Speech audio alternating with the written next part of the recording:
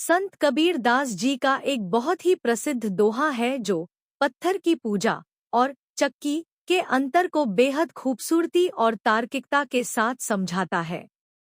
यह केवल पंक्तियां नहीं, बल्कि जीवन का एक गहरा दर्शन है। वह प्रसिद्ध दोहा इस प्रकार है। पाहन पूजे हरि मिले, तो मैं पूजू पहाड़। ताते यह चाकी भली, पीस खाए संसार। कहानी का विस्तार और भावार्थ। इस विचार के पीछे छिपी कहानी और तर्क को हम तीन मुख्य बिंदुओं में समझ सकते हैं। एक, अंधविश्वास बनाम उपयोगिता।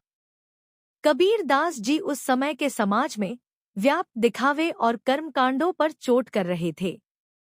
उनका तर्क था कि यदि केवल पत्थर, पाहन की मूर्ति को पूजने मात्र से ईश्वर, हरि की प्राप्ति हो जाती, तो मैं किसी छोटे पत्थर को क्यों पूजूं? मैं तो पूरे पहाड़ की पूजा कर डालता ताकि भगवान जल्दी मिल जाएं। लेकिन वास्तविकता यह है कि पत्थर निर्जीव है और केवल उसे पूजने से आत्मकल्याण या समाज का भला नहीं होता।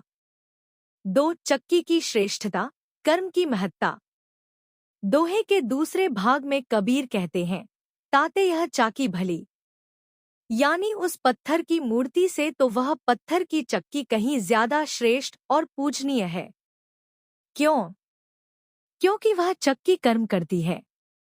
वह अनाज को पीसकर आटा बनाती है, जिससे पीस खाए संसार, यानी जिससे पूरे संसार का पेट भरता है। कबीर यहाँ सेवा और कर्म को मूर्ति पूजा से ऊपर रखते हैं। उनके अनुसार जो वस्तु मानवता के काम आए, वही असली पूजनीय है। तीन, आध्यात्मिक संदेश। इस कहानी का गहरा संदेश यह है कि ईश्वर मूर्तियों में नहीं, बल्कि सेवा और कर्म में वास करता है। पत्थर की चक्की हमें सिखाती है कि श्रम का महत्व, बिना चले चक्की आटा नहीं देती, वैसे ही बिना कर्म के फल नहीं मिलता। परोपकार, चक्की खुद के लिए नहीं, दूसरों का पेट भरने के लिए पिसती है।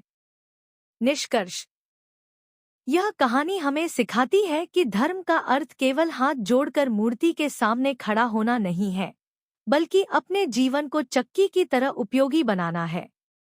यदि हम अपने कर्मों से किसी भूखे का पेट भर सकें या किसी के काम आ सकें, तो वही सच्ची इबादत और सच्ची पूजा है।